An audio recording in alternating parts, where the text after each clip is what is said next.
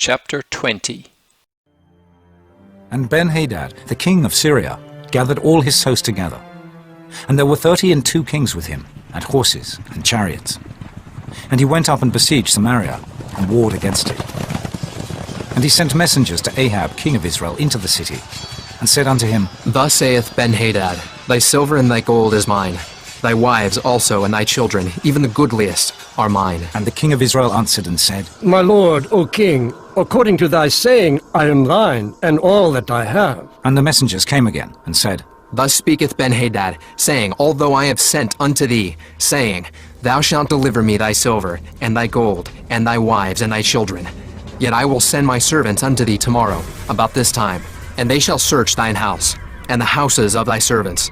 And it shall be that whatsoever is pleasant in thine eyes, they shall put it in their hand, and take it away. Then the king of Israel called all the elders of the land, and said, Mark, I pray you, and see how this man seeketh mischief. For he sent unto me for my wives, and for my children, and for my silver, and for my gold, and I denied him not. And all the elders and all the people said unto him, Hearken not unto him, nor consent. Wherefore he said unto the messengers of Ben-Hadad, Tell my lord the king, all that thou didst send for to thy servant at the first I will do, but this thing I may not do. And the messengers departed, and brought him word again.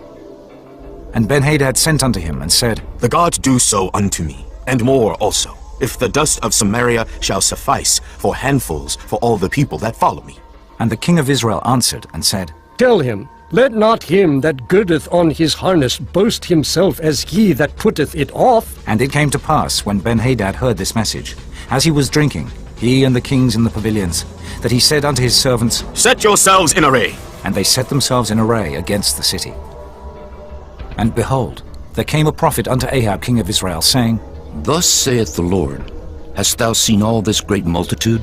Behold, I will deliver it into thine hand this day, and thou shalt know that I am the Lord. And Ahab said, By whom? And he said, Thus saith the Lord, even by the young men of the princes of the provinces. Then he said, Who shall order the battle? And he answered, Thou. Then he numbered the young men of the princes of the provinces, and they were 232. And after them he numbered all the people, even all the children of Israel, being 7,000.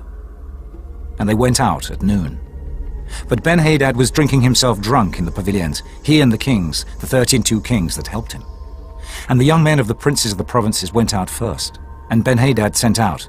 And they told him, saying, There are men come out of Samaria. And he said, Whether they be come out for peace, take them alive, or whether they be come out for war, take them alive. So these young men of the princes of the provinces came out of the city, and the army which followed them. And they slew every one his man. And the Syrians fled. And Israel pursued them. And Ben-Hadad, the king of Syria, escaped on an horse with the horsemen. And the king of Israel went out, and smote the horses and chariots, and slew the Syrians with a great slaughter. And the prophet came to the king of Israel, and said unto him, Go, strengthen thyself, and mark, and see what thou doest. For at the return of the year the king of Syria will come up against thee. And the servants of the king of Syria said unto him, Their gods are gods of the hills. Therefore they were stronger than we. But let us fight against them in the plain, and surely we shall be stronger than they. And to do this thing, take the kings away, every man out of his place, and put captains in their rooms. And number thee an army, like the army that thou hast lost, horse for horse, and chariot for chariot. And we will fight against them in the plain, and surely we shall be stronger than they. And he hearkened unto their voice, and did so. And it came to pass at the return of the year, that Ben-Hadad numbered the Syrians, and went up to Aphek to fight against Israel. And the children of Israel were numbered, and were all present, and went against them. And the children of Israel pitched before them, like two little flocks of kids. But the Syrians filled the country. And there came a man of God, and spake unto the king of Israel, and said, Thus saith the Lord, because the Syrians have said, The Lord is God of the hills, but he is not God of the valleys.